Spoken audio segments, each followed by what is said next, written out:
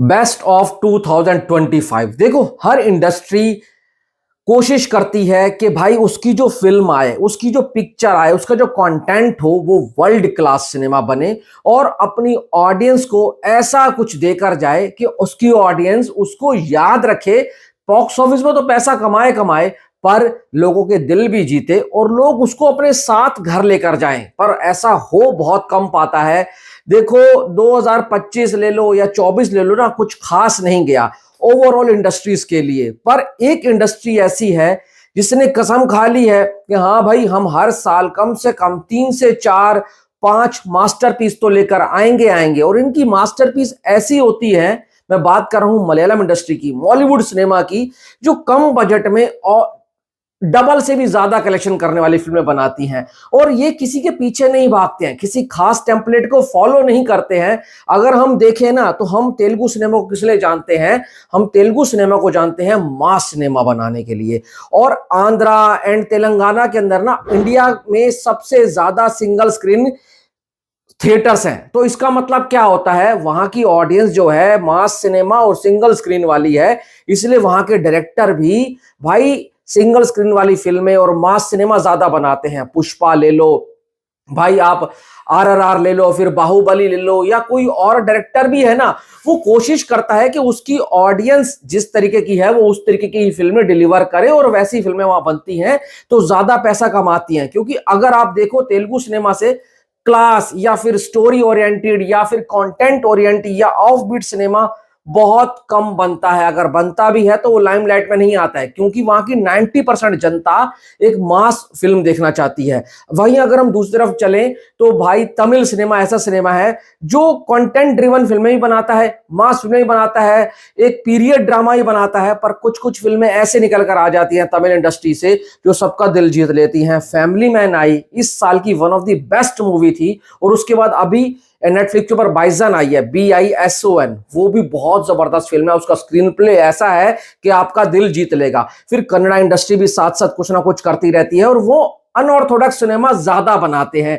कई फिल्में उनकी क्लिक हो जाती हैं, कहीं नहीं हो पाती हैं। पर दिक्कत क्या है, एक ना उनकी ऑडियंस की रीच इतनी ज्यादा नहीं है कि वो हिंदी तक आ पाए। और सबसे बड़ी बात क्या है कि तेलुगु इंडस्ट्री को छोड़ करना, चाहे आप तमिल ले लो, चाहे अपना मलयालम ले लो, चाहे कन्नड़ ले लो, इनके पास इतने अच्छे डिस्ट्रीब्यूटर नहीं है जो इनकी फिल्म की रीच को हिंदी ऑडियंस तक पहुंचा सके। पर एक ऐसी इंडस्ट्री है मलयालम इंडस्ट्री जिसकी रीच तो कम है हिंदी के अंदर, पर उनकी सिनेमा ऐसा है कि उनका सिनेमा अपने आप में ही कुछ बोलता है और धीरे धीरे करके ही कछुए की चाल से चलते हुए भी खरगोश के चाल को चलने वाली फिल्मों को बीट कर देती है। साल की शुरुआत इन्होंने करी थी ऑफिसर्स ऑन ड्यूटी से, मात्र 12-13 करोड़ की फिल्म थी। 60-65 करोड़ का उसने बिजनेस किया था वर्ल्ड वाइड बॉक्स ऑफिस के ऊपर।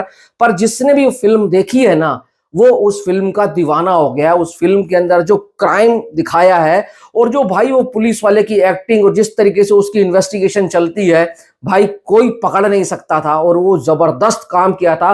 वो जो 4 विलन थे, उनका इतना ब्रूटल अंदाज दिखाया था ना कि पब्लिक देखकर हैरान हो गई थी कि ऐसे भी कोई एक फिल्म बन सकती है। और पब्लिक ने उस फिल्म को बहुत प्यार दिया था। थुडारूम आती है, 90 करोड़ का बजट और 240 करोड़ के आसपास का बिजनेस किया। जब थुडारूम का टीजर आया था और ट्रेलर आया था ना, तो पब्लिक को बिल्कुल उम्मीद नहीं थी कि मोहनलाल सर की फिल्म किस तरीके की फिल्म है जिसके लिए पब्लिक एक्साइटेड ही नहीं हो रही है। पर जब पहला शो छूटा, उसके बाद जो फिल्म फटी थी, देखो बॉक्स ऑफिस की लैंग्वेज में ना फिल्म को फटना बोलते हैं। जो फिल्म बहुत ज्यादा पैसा कमा जाती है, बहुत ज्यादा पब्लिक को प्यार मिलता है ना, तो उसको मुंबईया लैंग्वेज में फिल्म का फटना बोलते हैं। वो ऐसी फटी कि 1 घंटे के अंदर 80 90 के बॉक्स ऑफिस के ऊपर, मतलब बुक माई शो के ऊपर टिकट बिकना चालू हुई। और उस फिल्म ने ऐसा धमाल मचाया और उस फिल्म की कहानी, इमोशन, फैमिली ड्रामा वो ऐसा था कि पब्लिक को हार्ट से हार्ट कनेक्ट करके चला गया और one of the best film बन गई 2025 की। और मोहनलाल सर एक दे चुके थे ऑलरेडी, एल्टू इम्पुरान। फिर आती है थुडारूम, 200 करोड़ वाली फिल्में उन्होंने 1 साल के अंदर डिलीवर करी। पर एल्टू इम्पुरान ने पैसा तो कमाया, उस सबसे इज्जत नहीं कमाई थी, क्योंकि उसके अंदर कुछ चीजें ऐसी थी जो पब्लिक को नहीं पसंद आई थी, टू बी फ्रैंक अगर मैं बताऊं आपको। फिर आती है लोका। लोका मात्र 330 करोड़ के बजट में बनी और 300 करोड़ की भाई कलेक्शन करके गई। वर्ल्ड वाइड उसने इतना तगड़ा कलेक्शन किया, इंडस्ट्री हिट का टैग लेकर गई। और अगर उसके अंदर आप देखो तो कौन था, एक प्रियदर्शनी थी, भाई साहब वो जो फिल्म चली है ना, टोटली टोटली अपने कंटेंट के ऊपर चली है। सबसे अच्छी बात यह है कि यहाँ के डायरेक्टर ले लो, चाहे प्रोड्यूसर ले लो, चाहे भाई साहब तुम ऑडियंस ले लो, वो एक्टर को देखकर या स्टार कल्चर को देखकर थिएटर में नहीं जाते हैं, या उनका यह मानना नहीं होता है कि हमारे पास मोहनलाल सर है तो हम कैसी भी पिक्चर बना देंगे तो वो भाई 300-400 करोड़ या 200 करोड़ करके चली जाएगी। अगर ऐसा होता तो हृदय रूपन भी कम से कम नहीं तो 150-200 करोड़ तो कमा कर जाती। वो एक सिंपल प्लेन पैटर्न वाली फिल्म थी, उसने 80-90 करोड़ का बिजनेस किया, जबकि उसके अंदर सुपरस्टार मोहनलाल सर थे। वो एक बहुत ही सिंपल कहानी थी, तो पब्लिक ने जितना उसको प्यार देना था ना उसने दिया है। यहाँ की ऑडियंस बहुत सियानी है। अब मैं आपको अगर एग्जांपल दूं लोका का, लोका जब शुरू में आई थी तो किसको पता था कि वो 300 करोड़ करके जाएगी, पर उसका वर्ड ऑफ माउथ ऐसा फैला कि जैसे जैसे जंगल में आग लगती है ना, वैसे आग की तरह फैलता गया। और भाई साहब पब्लिक ने उस फिल्म को इतना प्यार दिया, ओटीटी पर आई तो भी वो चली और थिएटर के अंदर उसने सारे रिकॉर्ड तोड़ दिए और आज इंडस्ट्री हिट बन चुकी है। और सच बता रहा हूं, उसके 5 चैप्टर आने हैं ऑलरेडी, उसके सारे के सारे चैप्टर बताए जा चुके हैं कि इसके अंदर ये होगा, उसके अंदर वो होगा। तो सोचो डायरेक्टर का विजन कितना सॉलिड है, और पब्लिक ने जो पहले चैप्टर को इतना प्यार दिया, और इस बात की गारंटी नहीं है कि उसके आने वाले चैप्टर को भी इतना प्यार मिलेगा। अगर वो उस दर्जे की, उस सेटअप को सेट करती हुई फिल्म होगी ना, तो ही वो फिल्म उतनी सॉलिड चलेगी। और यहां पर कोई भी ऑडियंस को है ना गारंटेड नहीं लेता है, कहते हैं ना टेक फॉर गारंटेड, नहीं। यहां अपनी ऑडियंस को ये डिलीवर करते हैं कंटेंट, और पब्लिक अगर उससे कनेक्ट करती है तो ही पब्लिक थिएटर जाती है। नहीं तो अगर ऐसा होता तो विलायत बुद्धा आई पृथ्वीराज सुकुमार की, और उसके साथ एको आई है।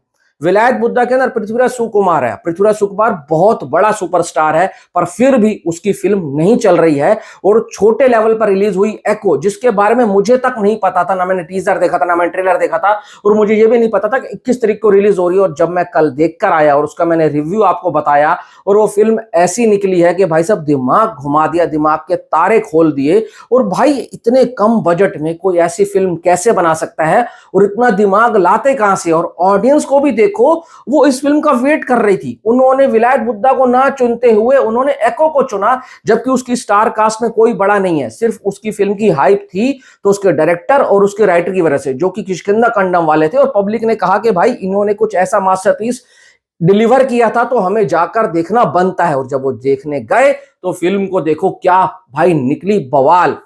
सच बता रहा हूं, ये फिल्म बहुत वायरल होने वाली है, रुकने वाली नहीं है।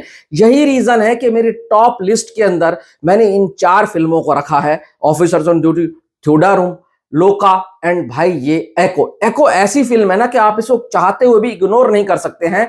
देखो बॉक्स ऑफिस पर कुछ खास कमाल कर नहीं रही है, वो रीजन ये है कि भाई उसके लिए फिल्म का ना पब्लिक में अभी इतना ज्यादा जागरूकता नहीं है। धीरे धीरे पब्लिक को पता लग रहा है, पर जो देखने जा रहा है वो उसको पसंद जरूर कर रहा है। पर इस बात की मैं गारंटी देता हूं, जब ये फिल्म भाई ओटीटी पर आएगी, ज्यादातर मलयालम फिल्में ना हॉटस्टार के ऊपर आती हैं या जिस भी प्लेटफॉर्म के ऊपर आए, ये तुम देखना, ये फिल्म उस वक्त के ऊपर बहुत वायरल होगी। और इस फिल्म की जो कहानी है, स्टोरी टेलिंग है, कहानी कहने का अंदाज और हर वो चीज जो इस फिल्म के अंदर दिखाई गई है ना, वो बहुत ही अलग और यूनिक वे में जाती है। और यही रीजन है कि भाई स्मार्ट ऑडियंस है, पढ़ी लिखी ऑडियंस है, उनको ऐसी फिल्में पसंद आती हैं। अगर मास सिनेमा, ये जो विलायत बुद्धा आई है ना, ये मान लो अगर तेलुगु के अंदर आती ना तो 100-200 करोड़ करके चली जाती, पर इनकी ऑडियंस कहती है अगर हमारे को मास फिल्में भी देनी है ना, तो वहां पर भी हमारे कुछ अलग और यूनिक और एक सिंपल हमारे को सिनेमा नहीं चाहिए। मैं बात करूं अगर अवेशम की, तो अवेशम एक मास सिनेमा था।